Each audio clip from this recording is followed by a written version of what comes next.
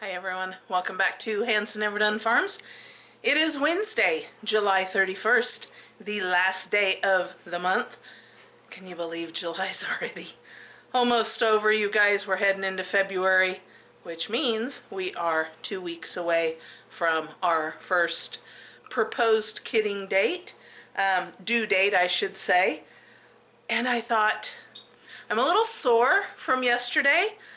I'm not gonna lie, it was a little bit of a workout, and so I've just been in the house doing some domestic chores. Got laundry going, so you'll hear that in the background. But I thought this is the perfect time to go through the kidding kit and just show you guys what I have on hand, and whenever I put things together, what I'm thinking of and what are my go-to things. And what I need to get more of. I do know there's a few things that I need to restock that I'll be stocking up this coming next week.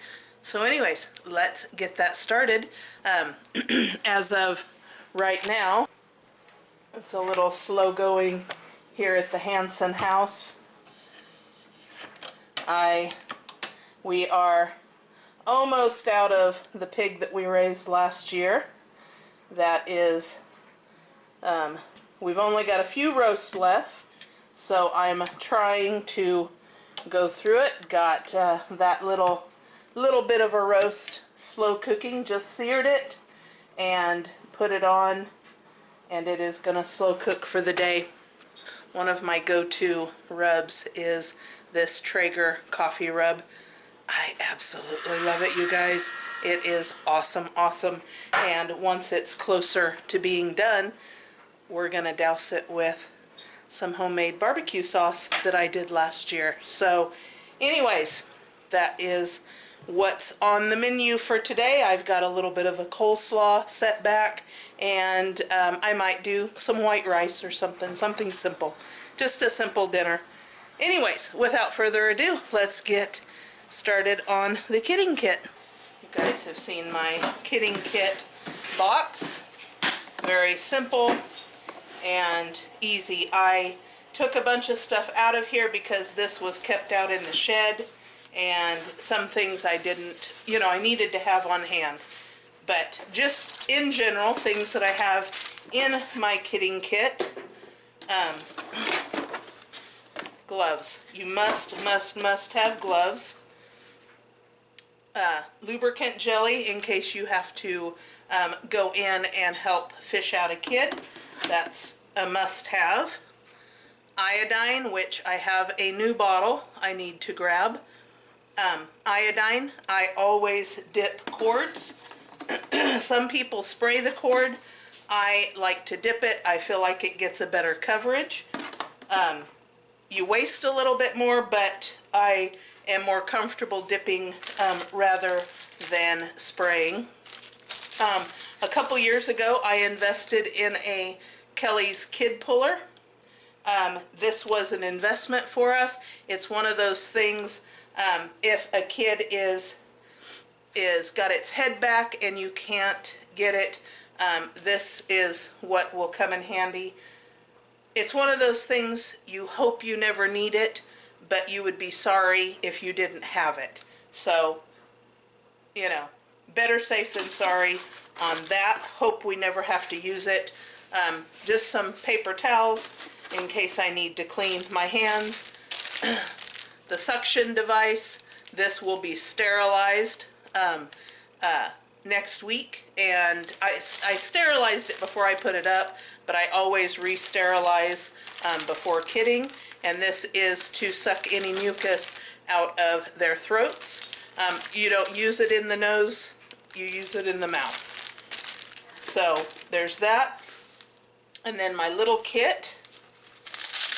You guys all seen me use this on just about every kid last year.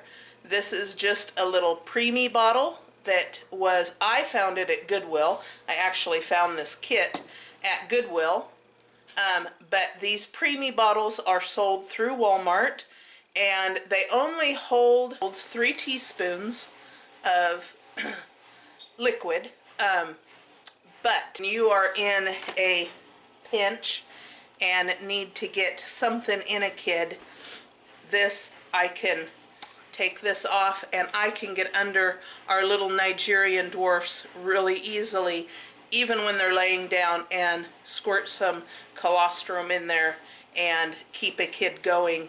I do truly believe it is the difference between life and death, guys. I am not shy about making sure the kids get colostrum. So that's a must-have. I have another temperature stick. I do always test these. I just tested it. It works. I will test it again a couple days before our season starts to make sure. The thermometer is essential in the kidding pen, not just to ensure that your dough is okay, but if you have a cold kid, you don't want to feed a kid whose temperature is below 100 degrees. A normal temperature for goat kids is between 101.5 and 103. So anything below 100, they're hypothermic or getting into hypothermic territory, and you don't want to feed them. Even if they haven't eaten right away, you have to warm them up before you try and feed them. So it's imperative that you have a working thermometer. Otherwise, you're not going to know for sure. So that is always key. Just little alcohol wipes in case I need to sterilize anything. I have a pair of scissors that, again, these also were sterilized before or after kidding season last year. They will be sterilized again before we go out there. And then I just have just a little syringe in case I need to give kids anything, you know, by mouth. I can do it this way if it's liquid form like B12 or something.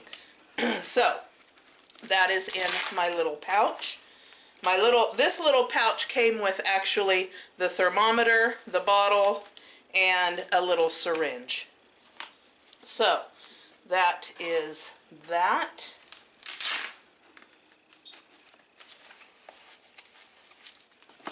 Now, I also have my tote where I keep several big items. The first and foremost best one is a blow dryer. You can pick them up at Goodwill, you know, whatever, thrift stores, yard sales. Get you a good blow dryer. Keep it in your barn. I have the tote that I will take out there once our kidding season starts. This will go out to the barn and it'll stay out in the barn. I won't bring it back in because the worst thing for me is to be all the way up at the barn and need something and have to come all the way back down here. When seconds count, you have to have a good working blow dryer. It'll warm up a kid quicker than anything. I also have a heating pad if I bring a kid in. Of course, we have the heating pad and all that inside. Bottles, of course. I have vet wrap in case I need to, you know, get a kid with a wonky leg. I haven't never had to use it, but just in case I have it. The bottles I have are just, I've tried these different nipples and I can't never get a goat to latch onto them. The Pritchard nipples work the best, or just a baby bottle. That actually works better than anything, and I actually thought about switching to it just because the Pritchards tend to leak so bad. Human comfort, I have some hand warmers just in case we get caught out there in the cold. And then of course towels, old towels. I am always looking at yard sales and stuff for old towels. So I have a bag of towels, several of which I can cut down to a smaller hand towel size. I don't need a big, huge towel for a very small goat. And I will also put a couple of new rolls of paper towels in here just in case I run out of towels or something happens and the paper towels are right there. A lot of people use puppy pads. I don't use puppy pads. I end up chasing my does around the pen trying to get a puppy pad under them. Some of you are better than me. I'm not that good. But since I'm here and out, I am going to start putting a few things into, let's switch you guys around and bring you down so you can see what I'm doing. Start taking a few things out because this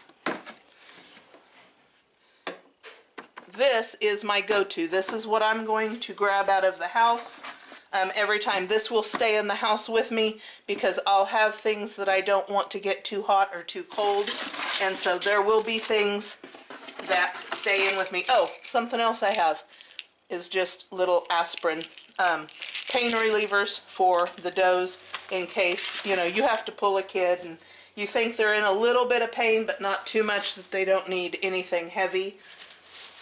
So what I'm going to do is I'm going to take some of my towels and just put them into here just to get started, just in case I need something right away.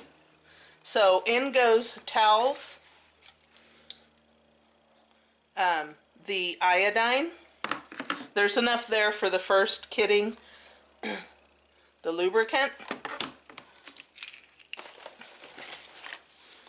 gloves, which are, you can't do this without the gloves, guys. There are things that you should not be touching without gloves, and if there's, you know, something that happens, you're going to want your gloves on. So paper towels, kid puller, which I hope we never have to use, my little go bag,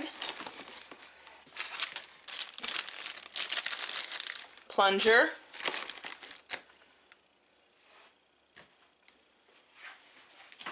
okay. Now there are some things that are in my health and wellness kit that I'm going to want in my kitting kit, and the first thing is selenium. I always try and dose each of my kids with selenium as they are born.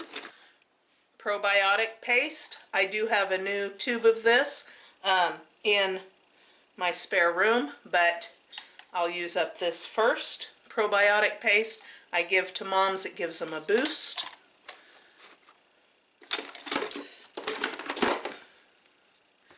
Vitamin B I give to kids in case I just feel like they need it. I have the vitamin B complex that I will give to moms if they've had a traumatic birth. If they seem off in any way, I will give them the vitamin B complex, but if I'm in a pinch, I'll give them this first. So this goes in there because it's easier than this to transport. And that's really it. I do need, one of the things I need to get is Jump Start. I love the Jump Start and typically will give it to any kid that seems a little weak or a little backwards. So guys, it really is just that easy. There's just not really a whole lot to it. I'm not going to make it so difficult. This is very light. I can grab it, and if I have to run up there, I can do so with that.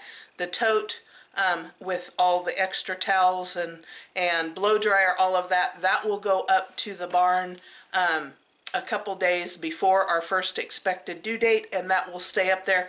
There's nothing in there that can get hurt by if we get a little bit of a freeze. That's okay. This, because I have my black case, just because I have gels and liquids, I tend to keep that here with me just in case we do get a freeze. I don't want it up there and getting ruined. And it sits by the back door and it goes out with me. that's it, guys. Simple. It's so easy. It's just easy to do. Put your kitting kit together. Make sure it's together a few weeks before your first expected due date. That way you're not scrambling. Guys, I think that is going to do it for me on this very short video, just to show you once again what's in the kitting kit. I know that many of you have come back year after year. This is our 4th year on YouTube, you guys, and our 4th kitting season with you all. And my, how things have changed. I look back, the very first kitting video we put out was Kalani having the quince. But things have really changed, and it's all due to you guys and sticking with us and helping us, and you know, the pat on the backs and the attaboys. We just love you guys. Anyways, sit back, relax. Let's all take a deep breath and get ready for an exciting year. Hope you guys have a wonderful rest of your day. Give us a like, subscribe, ring the notification bell. We'll catch you on the next one. Thank you for watching.